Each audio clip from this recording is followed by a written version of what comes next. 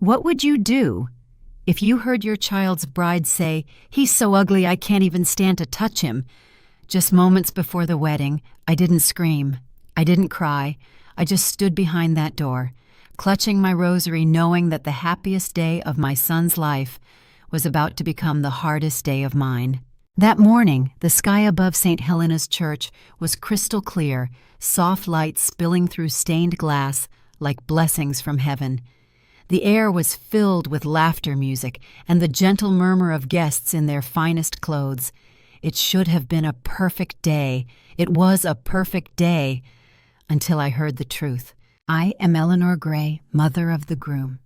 And on the day my son was to be married, I found myself standing alone in a quiet hallway, trying to still the storm in my heart.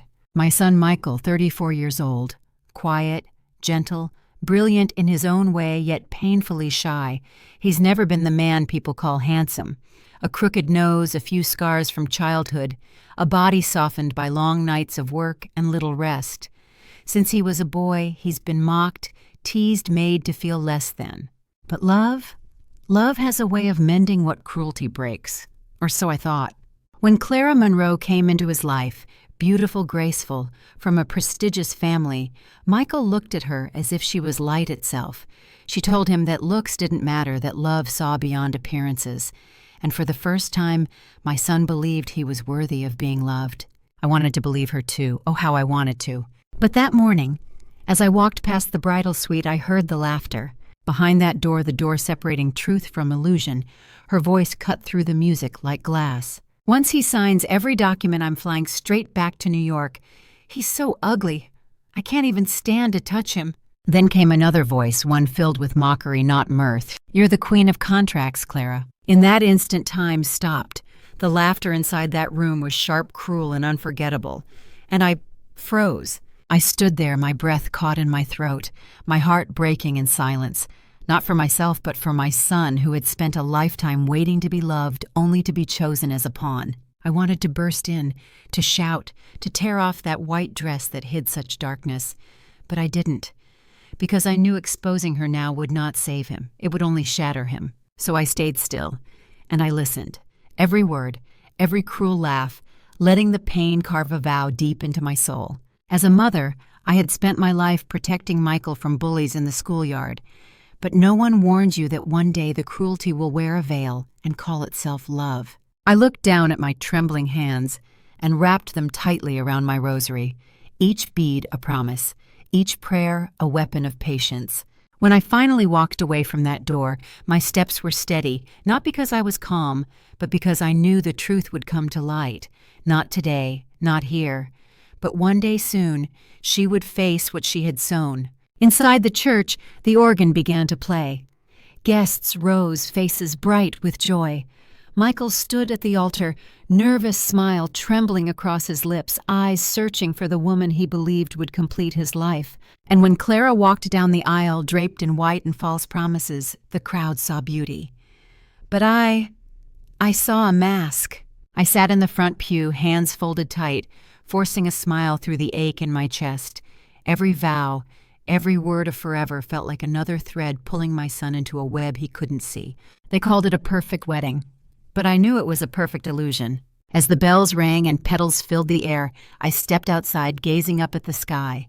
The same sky that once watched over my son as a little boy who cried when children called him names. This time I wouldn't cry. This time I would fight, not with anger, but with truth.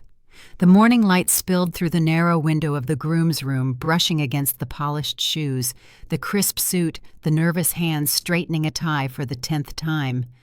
Everything looked perfect. But I knew not everything that shines is gold. I took a deep breath, steadying my voice, and stepped inside. Michael turned his face lighting up the way it always did when he saw me. "Mom," he said softly, "you're supposed to be in your seat." "I will," I replied, "but first we need to talk." His smile faltered. I closed the door behind me. For a moment I hesitated. How do you tell your child that the person they love is only wearing love as a disguise? Still, I had to try. "Michael," I said quietly, "I heard something I wish I hadn't." He blinked, surprised, confused. What do you mean? I searched his face, the same face I had watched grow from a boy into a man who never stopped doubting his worth. And I whispered Clara said things no one who loves you would ever say. He frowned, eyes darting away. Then a small, awkward smile tugged at his lips, the kind people wear when they're trying to protect their dreams. Mom, I know what people think when they look at me, he said softly. I'm not blind. I'm not handsome. I never have been. But Clara, she's different. She looks at me and sees my heart. I felt a sting behind my eyes. He meant every word. He believed every lie. She told me once, he continued, voice filled with shy warmth, that looks fade, but kindness doesn't. She said I make her feel safe. He let out a nervous laugh. Mom, do you know how that feels? To be chosen not out of pity, but love. And there it was, the fragile truth he was clinging to. A man who'd been mocked his whole life had finally found someone who made him feel enough. How could I take that away? I wanted to show him the trap, the cruel laughter behind the door, the words that still echoed in my chest. But I saw it, the flicker of fear in his eyes, the way his shoulders tensed, as if bracing for a blow. If I spoke now, I wouldn't just be breaking his illusion. I'd be breaking him. So I softened. Michael, I said, stepping closer, sometimes love isn't what we think it is. Sometimes it's a lesson wearing a white dress. He shook his head gently, that polite smile returning the one that tried to hide the ache beneath. Mom, you've always worried too much. I'm happy, really. His words were simple, but behind them I heard a plea. Please don't take this from me. I nodded slowly, not in agreement, but in surrender. Because there are battles a mother cannot win, not with proof, not with logic, not even with love.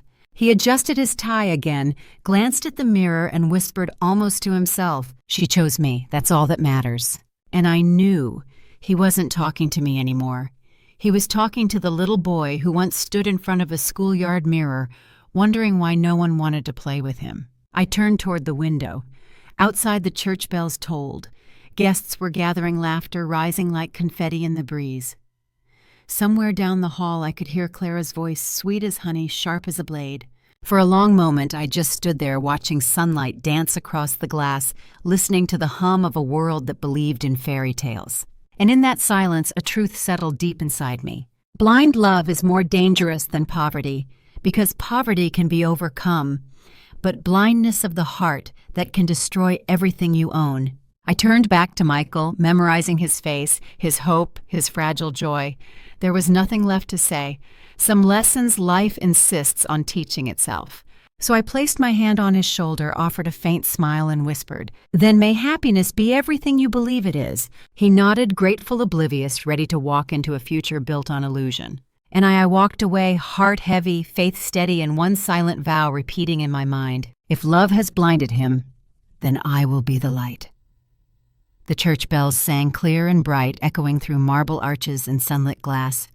Outside the courtyard bloomed with roses and ribbons, a sea of faces turned toward the doors, where dreams and illusions were about to walk hand in hand. Michael stood at the altar, nervous, hopeful, his hands trembling slightly against his suit. He looked out across the room, searching, and when his eyes found Clara, he smiled. It was the smile of a man who believed he had outrun loneliness. The doors opened wide, and there she was, Clara Monroe, radiant in white, every step graceful, measured, practiced.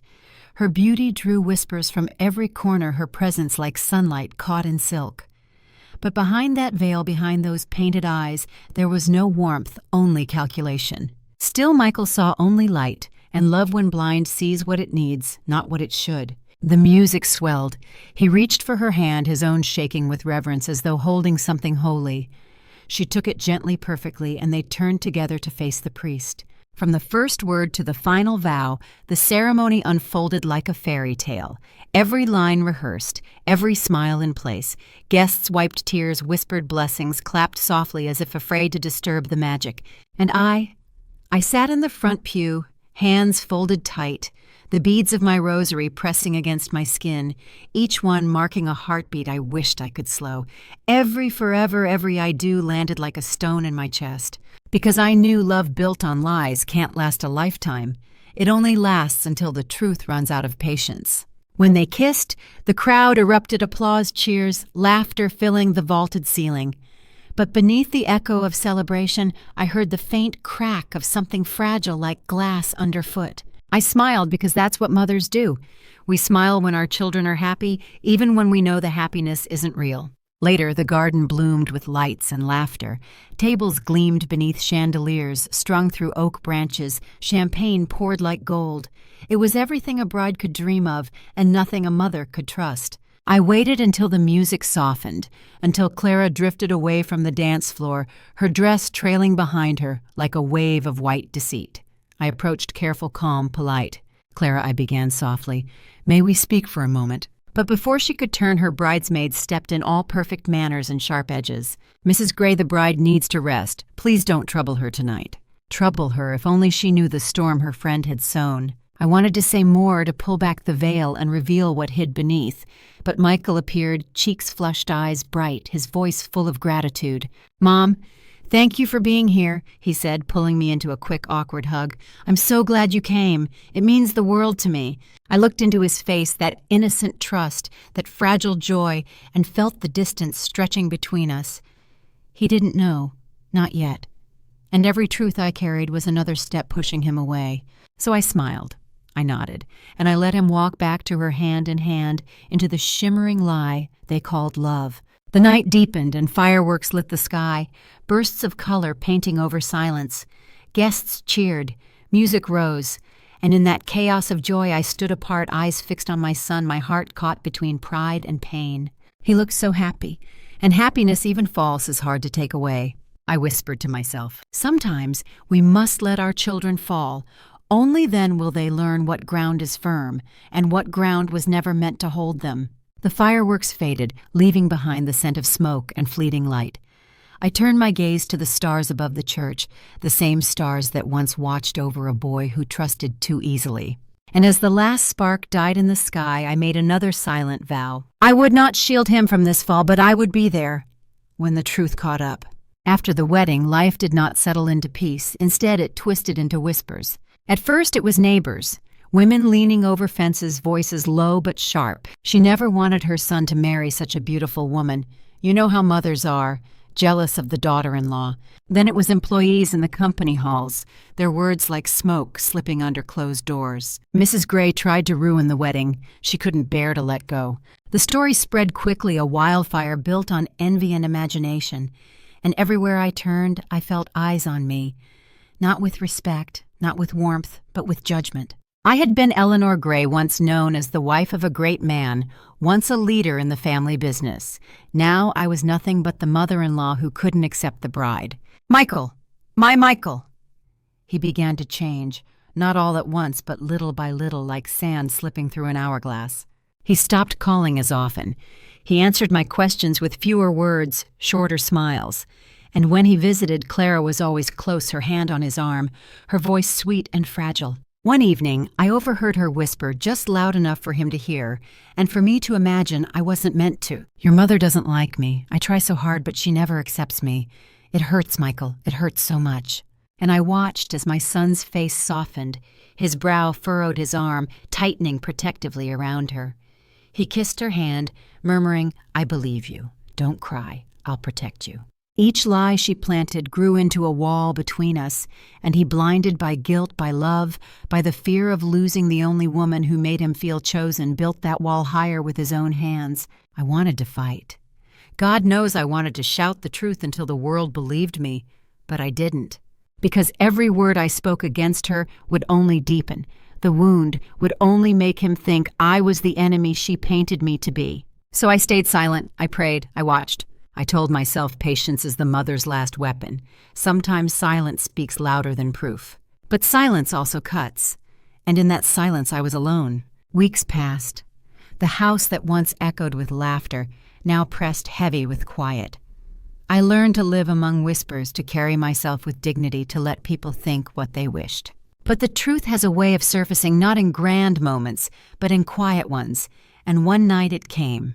I had gone to Michael's office late in the evening to leave a note, a simple message reminding him to rest. The room was dim, the desk lamp casting a narrow glow. Through the half-open door I froze. Clara stood by the desk, her phone in hand, snapping pictures of a thick stack of papers. Her eyes moved quickly, her hands efficient.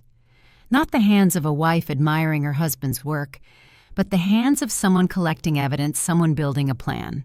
I held my breath, my heart thudding in my chest. Every whisper, every lie, every cruel word behind that bridal door came rushing back. And in that moment I knew this was no longer about jealousy or rumors or hurt feelings.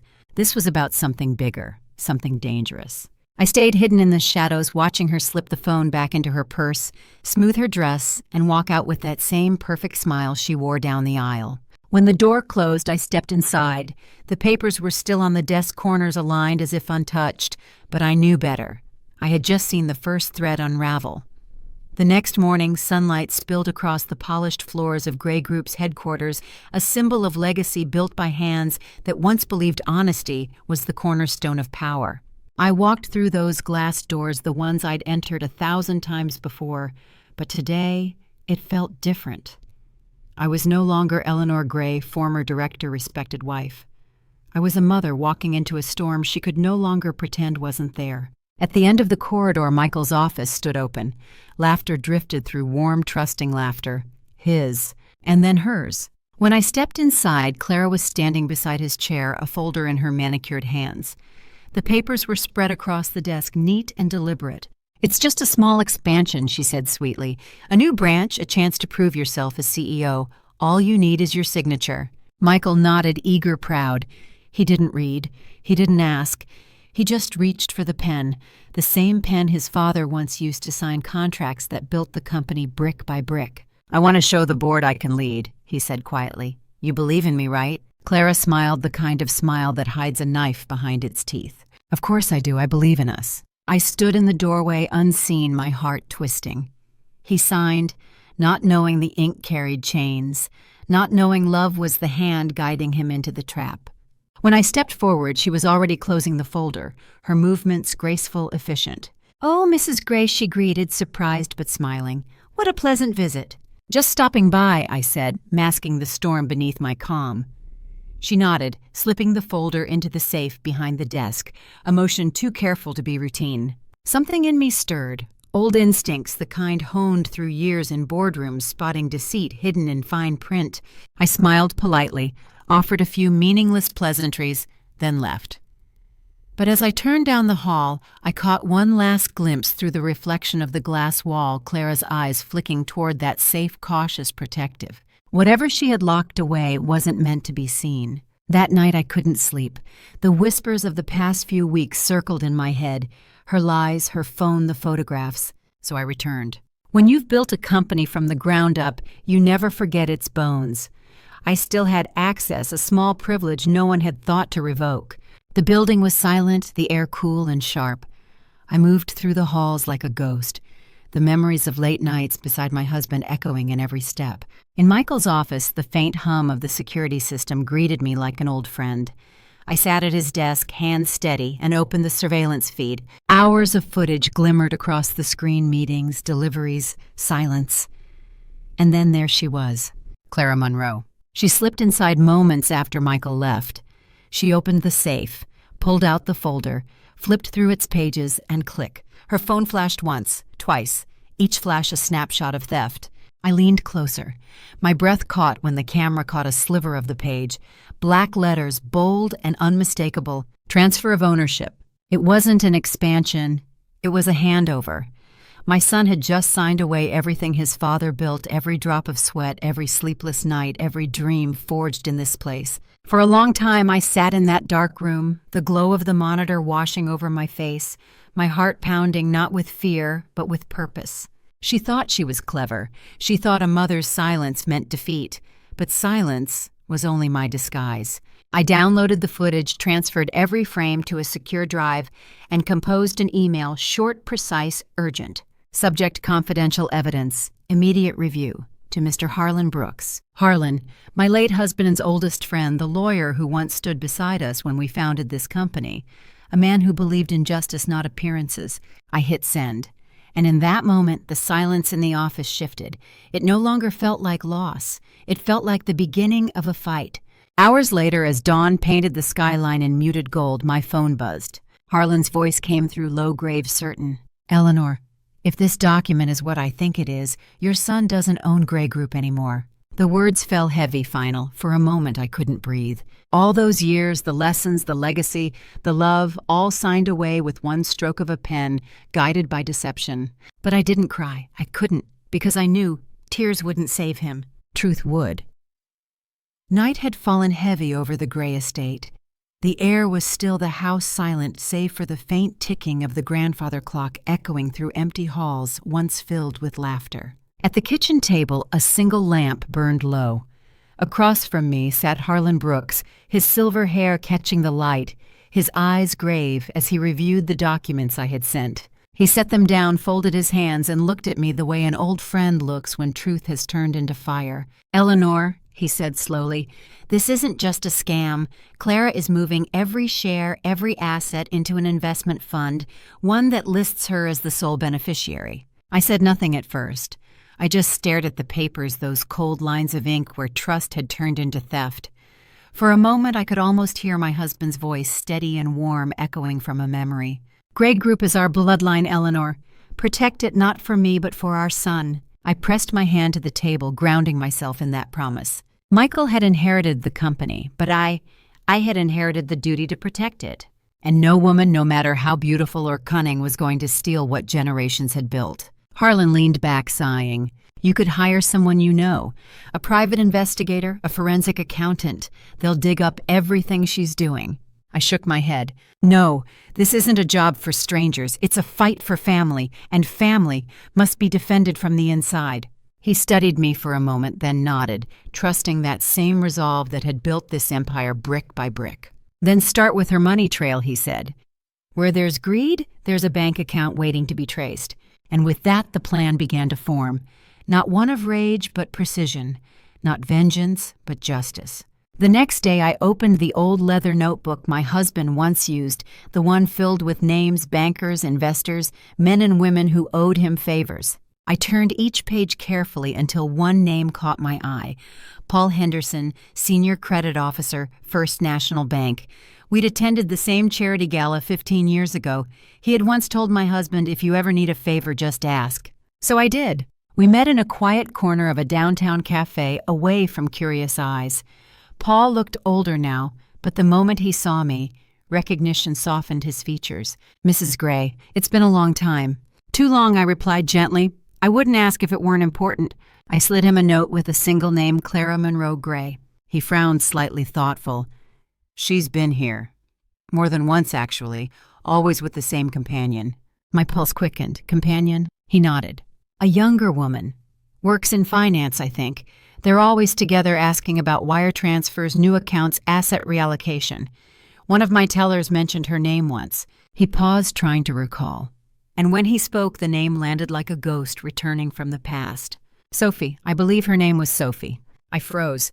The world seemed to tilt memories, rushing in a gentle smile, a girl's laughter echoing through my house years ago. Sophie Bennett, Michael's first love. Before the wealth, before the company, when he was just a shy, kind-hearted man with nothing but a dream. She had loved him for who he was, until Clara arrived, radiant, ambitious, and tore that love apart. And now here they were again. Not as rivals, but accomplices. Or maybe not. What if Sophie didn't know? What if she thought she was helping a friend, not aiding a thief? Either way, one truth was clear. The answers I needed were with her. I thanked Paul, left the cafe, and stepped into the cool evening air. The city lights blurred as I walked, mind racing, heart pounding, with a mix of fury and purpose. This was no longer just about saving a company. It was about saving my son from a woman who saw him as a doorway, not a partner. I thought of Clara's laughter behind that bridal door, the smug curve of her lips when she locked away the contract. She believed she had outsmarted me, but she didn't understand a mother's patience is not weakness, it's strategy. That night, back at home, I sat by the window, the moonlight spilling across the floor like a silent witness.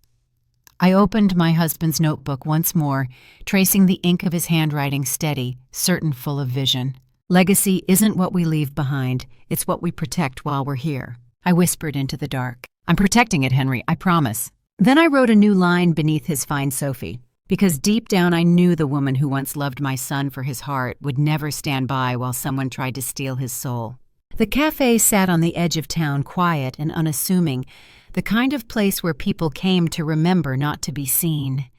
The smell of roasted coffee hung in the air, mingled with rain-soaked leaves drifting in from the open door. I chose a corner table away from the windows and waited. When the door finally opened, she stepped in. Sophie Bennett. Time had softened her, but not broken her. Her hair tied neatly, clothes simple and modest, eyes clear, yet guarded the eyes of a woman who had known love and loss. She spotted me, hesitated for a heartbeat, then approached. "Mrs. Gray." I stood, offering a hand and a small smile. "Thank you for coming." She sat, folding her hands around a warm cup. For a while, silence stretched between us, filled only by the hum of conversation from nearby tables. Finally, she spoke, voice steady but cautious. "You said it was important, about Clara." I nodded. "Yes, it's about what she's done and what she's planning to do." Her eyes lifted sharply. "To Michael." "Yes," I whispered. "She's been moving assets, transferring ownership. My son signed everything she put in front of him, and now she's trying to take it all." Sophie's expression shifted: confusion, then disbelief, then something darker, recognition. Her fingers tightened around the cup, knuckles white. "She's doing it again," she breathed. "Again?" I asked. Sophie leaned back, shaking her head, as if trying to make sense of an old wound reopened. 3 years ago she tricked me the same way," she said quietly. "Different city, different name, but the same method, a contract hidden inside a partnership deal. She took everything I built, left me bankrupt." My heart clenched. "You're certain?" She reached into her bag, pulling out a thin folder, edges worn with time. Inside, photocopies of legal documents, emails, signatures, all too familiar. "Here," she said, sliding them across. "Same law firm, same forged witnesses, same ghost lawyer she used to make everything look legitimate." I scanned the pages, my pulse quickening. The company name matched, the legal phrasing identical, even the signature line a mirror image of the trap she'd laid for Michael. It wasn't coincidence, it was a pattern. I looked up, meeting Sophie's gaze. 2 women, one a mother, one a woman, scorned, both victims of the same deception. "You loved my son once," I said softly. She smiled, faintly bittersweet. "I still do. But when she came along, I didn't stand a chance. He saw her beauty, her confidence, and I couldn't compete with that." Her voice didn't tremble with jealousy, only understanding. The kind that comes from watching someone you love chase a dream that isn't real. I reached across the table, covering her hand with mine. "Then help me, not for revenge, for truth." She nodded slowly. "If Clara's using the same firm, there's a trail one she's too arrogant to hide. I know the players, the brokers, the dummy accounts." For the first time in weeks, hope flickered, fragile but real. We spent the next hour piecing together names, dates, transactions. Every puzzle piece she handed me fit perfectly into the map I had been building, proof of a scheme years in the making. Before leaving, I sent copies of her evidence to Harlan, the lawyer, who had stood by me through every battle. By evening, his call came through, his voice steady, certain. "Eleanor, I've checked. The documents match. The lawyer's real name is missing from the registry. It's a phantom office, a shell run by Clara herself. She's orchestrating everything." I closed my eyes, the weight of it settling in. All this time, my son had been sleeping beside the enemy, but now the scales were tipping. As dusk fell, I walked Sophie to her car. Rain had begun to fall again, soft and steady. She turned to me, resolve shining in her eyes. "Mrs. Gray, I think I know how to expose her." I paused. "How?" She smiled, small, sharp, knowing. "Clara's pride is her weakness. She can't resist showing off what she thinks she's gotten away with. If we give her the right bait, she'll reveal herself in front of everyone." Her voice held no malice, only quiet certainty. A plan formed not from anger, but justice long overdue. I felt something I hadn't felt in months, strength. Not the kind that shouts, but the kind that builds in silence, ready to strike when truth demands it. "Then we do it your way," I said. "One perfect trap for one perfect liar." The ballroom shimmered under crystal chandeliers, every corner polished, every guest dressed in gold and confidence. Laughter rang against the marble glasses, clinked, cameras flashed, a perfect night for charity, or so they thought. But beneath the music, beneath the glitter, another performance was about to begin, one not of grace, but revelation. This was Clara Monroe Gray's grand stage, a charity gala she herself had planned. Her purpose wasn't generosity, it was power. Tonight she would unveil her newest partnership, the contract that would place every remaining piece of Gray Group under her control. But tonight, she was not the only one with a plan. At precisely 7:30, the doors opened again. A woman entered, poised, elegant, wearing confidence like perfume. Her name tag read, Isabel Hart, Executive Partner, Meridian Investments. But it wasn't Isabel, it was Sophie reborn, redefined. Her hair swept up her voice, measured her gaze, cool and curious. Every inch the investor Clara longed to impress. I stood across the room, half-shadowed, watching from a distance. Harlan had taken his place among the guests, mingling quietly, every sense alert. And on my wrist, a small recorder tucked beneath the lace of my sleeve, blinking faintly red. The stage was set, the trap laid. Clara spotted Sophie almost instantly. Her smile bloomed wide, the smile of a predator mistaking a hunter for prey. Isabel Hart. I've heard so much about your firm, she purred, extending her hand. Meridian Investments, global, respected, ruthless. My kind of partner. Sophie matched her tone, graceful, deliberate. And I've heard of you, Mrs. Gray, the woman about to take control of an empire. Clara laughed softly, leaning in as if sharing a secret. Oh, not about to. It's practically mine already. One more contract, one more signature, and the Gray legacy will finally belong to someone who knows what to do with it. Her words dripped with vanity, each syllable a dagger she didn't realize she was handing over. Sophie tilted her head. You must be very confident in your position. Clara's eyes gleamed. Confidence is earned when you hold all the cards. Would you like to see my ace? She reached into her clutch, pulling out a small silver USB, sleek, discreet, deadly. Every document, every signature, proof of control. Gray Group is already mine. They just don't know it yet. I felt my heart twist, anger, sorrow, vindication all at once. But my hands were steady. The recorder caught every word. As the orchestra swelled, Sophie played her part flawlessly, nodding, smiling, feigning admiration. Impressive. You must have some very skilled lawyers. Clara smirked. Let's just say, I don't pay for skill. I pay for silence. She laughed, sipping her champagne. And in that laugh, I heard the echo of the one I'd first overheard behind the bridal door. It was the same sound, cold, careless, cruel. But tonight, it was sealing her fate. Across the room, Harlan checked his watch. At exactly 8 o'clock, he slipped his phone from his pocket and pressed send.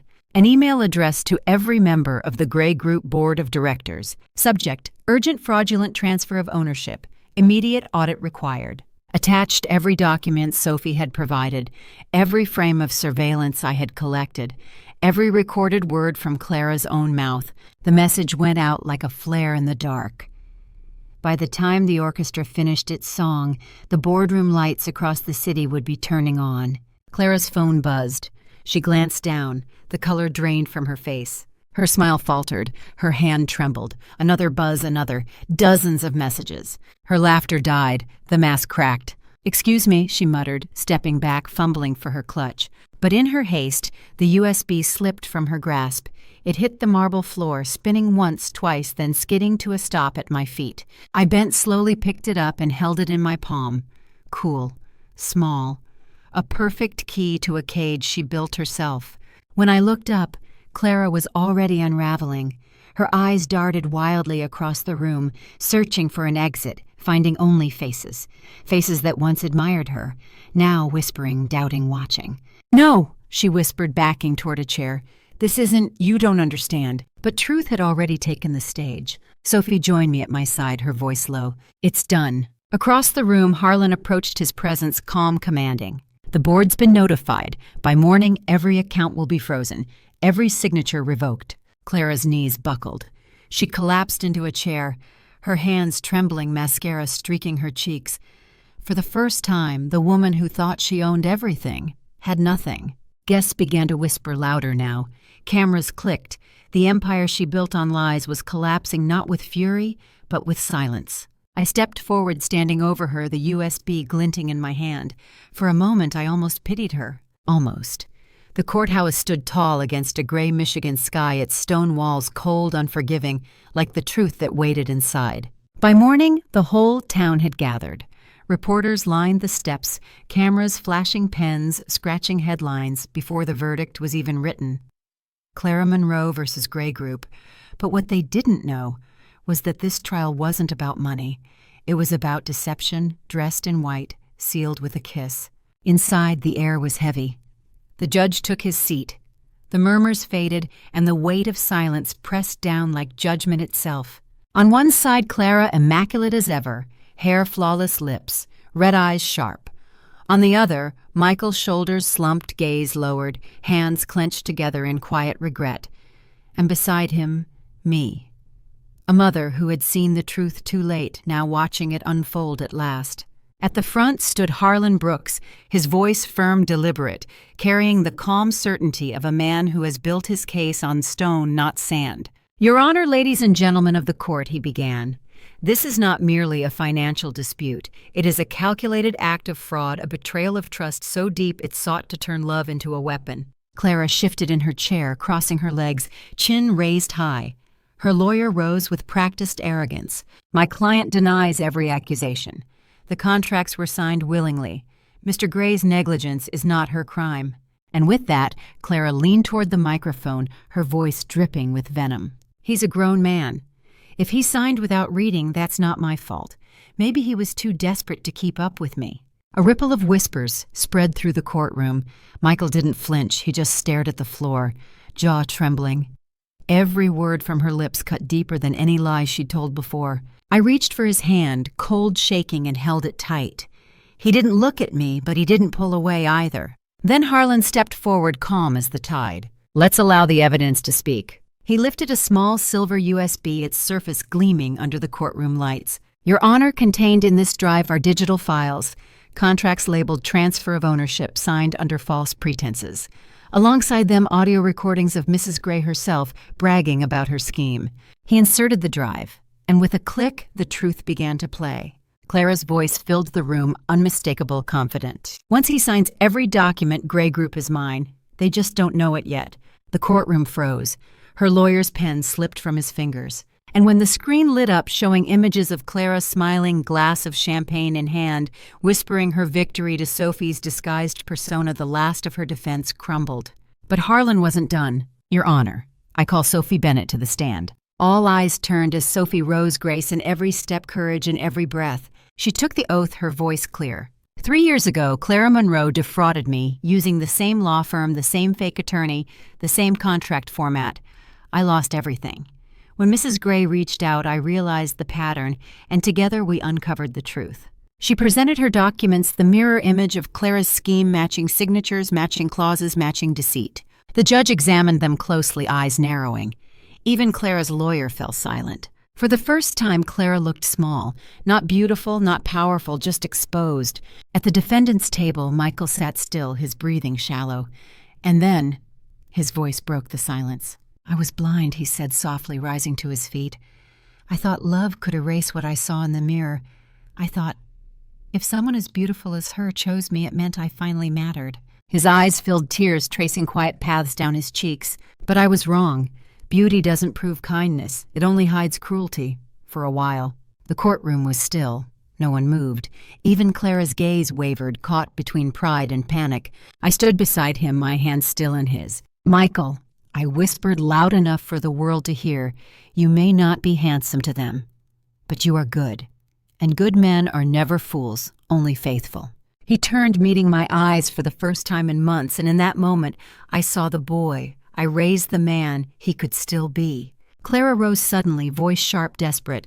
"You think I'm the only one who plays the game? This is how the rich survive. We use what we're given. He was weak.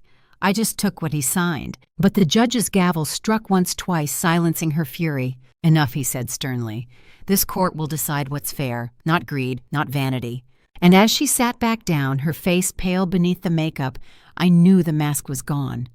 All that remained was a woman who believed she could outsmart conscience. The rest passed in echoes, the statements, the closing words, the shuffle of papers that would rewrite the Gray legacy. When it ended, the judge called for recess before final deliberation. But I didn't need a verdict to know the truth. Justice had already spoken, not through law, but through exposure. Beside me, Michael whispered, "I thought love made me strong, but I see now, love without truth only makes you weak." I squeezed his hand. Then let this pain be your lesson, not your scar. He nodded, and for the first time in years he stood tall, not in pride, but in peace. The courtroom filled again, but this time the air was different. Gone was the tension of uncertainty. What remained was the quiet hum of justice drawing breath before it spoke. The judge returned robes, flowing expression unreadable. Every eye fixed on him, every heartbeat waiting. And then with the weight of law and truth behind every word he began. In the case of Clara Monroe Gray versus Gray Group, the court finds the defendant guilty of financial fraud, falsification of documents, and attempted corporate theft. Gasps rippled through the room. Reporters leaned forward, pens poised, cameras flashing like lightning. Mrs. Gray is hereby sentenced to 6 years in state prison. All misappropriated assets will be seized and returned to their rightful owners. The gavel struck once, twice, each echo sealing her fate. Clara froze. Her lips parted, but no words came. The mask she'd worn for so long, beauty, confidence, charm, cracked down the center. When the guards approached, she lurched to her feet, voice sharp, trembling with fury. "You fools, you think this is justice? He's nothing without me." Her eyes snapped toward Michael, blazing. "You hear me? You're nothing. Just an ugly, pathetic man." The room fell silent. Even the flash of cameras dimmed. Michael turned slowly, meeting her gaze. No anger, no tears. Only calm, only truth. "Maybe I am ugly," he said, softly, steady as stone. "But at least I didn't sell my soul just to buy a mirror." A hush swept through the courtroom, a silence deeper than shock. It was the sound of dignity reclaiming its voice. Clara staggered as if struck, her breath shallow, her strength crumbling. The guards took her by the arms. She fought once, twice, then gave in, eyes, vacant fury drained to ash. And just like that, the woman who had built her world on deceit watched it collapse around her. Outside, the story spread like wildfire. The perfect wife, the perfect liar. Headlines screamed across every paper, every screen. Photos captured her tears, her downfall, the diamond ring still glinting on a hand now bound for prison. Public sympathy turned to scorn, fascination to pity. The empire of illusion she had crafted with such precision turned to dust in a single verdict. Inside, I stood behind my son, the same boy who once hid from mirrors, now standing tall before the world. Shoulders straight, head high, no longer defined by shame, but by strength born of suffering. I saw in him the man his father would have been proud of, not perfect, but good. He turned to me, eyes glistening, and in that quiet exchange I saw something new, not the boy who needed saving, but the man who had learned to rise. The board of Gray Group convened within hours. Votes passed swiftly, signatures renewed. By evening, Michael's ownership, his birthright, was restored. The legacy his father built had come home, carried not by greed, but by grace. When they announced it, applause filled the room. But Michael didn't smile. He simply nodded humbly, solemnly, as if he understood now that fortune is not measured in shares, but in the heart that holds them. Later, outside the courthouse, he found Sophie standing near the steps, the wind tugging gently at her hair. She watched him quietly, as though seeing a ghost she'd once loved return with a new soul. He approached slow, unsure, and when he finally spoke, his voice was low, full of gratitude and regret. "Thank you for coming back, even when I no longer deserved you." Sophie shook her head, a small smile tugging at her lips. "No one is beyond redemption, Michael, not even those who loved the wrong person for the right reasons." Their eyes met, two hearts marked by time, by loss, by lessons learned the hardest way. And though no promises were spoken, something unspoken passed between them, a peace fragile but real. I watched from a distance, my heart both heavy and light. Justice had been served, but justice, I had learned, is not victory, it's closure. And closure sometimes comes not with celebration. 6 months passed. The storm that had once torn through the Gray family left behind clear skies, softer, quieter, and full of light. The world had moved on, but within those months, Gray Group was reborn. Not as a monument to wealth, but as a symbol of truth. Under Michael's leadership, the company changed not just its policies, but its soul. The offices once ruled by secrecy now echoed with openness. Doors once closed were now kept wide, letting in not just air, but trust. Employees began to smile again, not because they feared, but because they believed. The same man who once doubted his worth now led them not with pride, but with purpose. Every decision he made carried the weight of lessons written in pain to build not for power, but for people. In board meetings, his voice was steady, his vision clear. No more shadows, he would say. We grow with honesty, we lead with kindness, and we protect what love built, not what greed tried to steal. And they followed him, because he had earned not their obedience, but their respect. The name Michael Gray, once whispered with pity, was now spoken with quiet admiration, not as the man who was deceived, but as the man who rose. As for me, I stepped away. My time in the boardroom had ended, my mission fulfilled. The legacy was safe, not because I held it, but because my son finally could. So I returned to the countryside, to the small house my husband and I once dreamed of retiring in. There mornings began with the scent of earth and roses. Afternoons passed in the rhythm of wind and birdsong, and evenings were spent beneath fading light with pen and paper and peace. The garden became my cathedral, the flowers my prayers, and in their quiet bloom I found what I had long forgotten: rest. Sometimes I would sit by the porch with a cup of tea and open my journal, a book I called The Truth Beneath the Vows. Each page carried a piece of the journey, the laughter behind the door, the silence in the storm, the trap of deceit, and the light that followed. It wasn't a story of revenge. It was a story of revelation, how pain can purify, how loss can shape wisdom, and how love, once blind, can learn to see. Michael visited often. He would bring fresh lilies, my favorite, and sit with me under the oak tree. Sometimes we talked about the company, sometimes about his plans, and sometimes we simply watched the horizon. One afternoon he turned to me, his expression calm, his voice soft. I used to think success meant proving myself to the world, he said. But now I know it means building something the world can trust. I smiled, tracing the rim of my teacup. Then you've already succeeded, my son. He looked down at his hands, no longer trembling, no longer unsure. Do you think Dad would be proud? I reached over, placing my hand over his. He already is. The wind carried our silence like a blessing. Not long after I attended the company's new foundation launch, the Gray Trust Initiative, a program designed to fund education for underprivileged youth and grants for honest startups. On the stage, Michael stood beside Sophie, not as lovers rushing towards something uncertain, but as two people walking side by side, rebuilding what truth had broken. She had returned not to rewrite the past, but to help shape the future. And in her eyes I saw forgiveness, in his redemption. As he delivered his speech, his voice carried across the hall, strong, sincere. My father once told me integrity is not inherited, it's earned.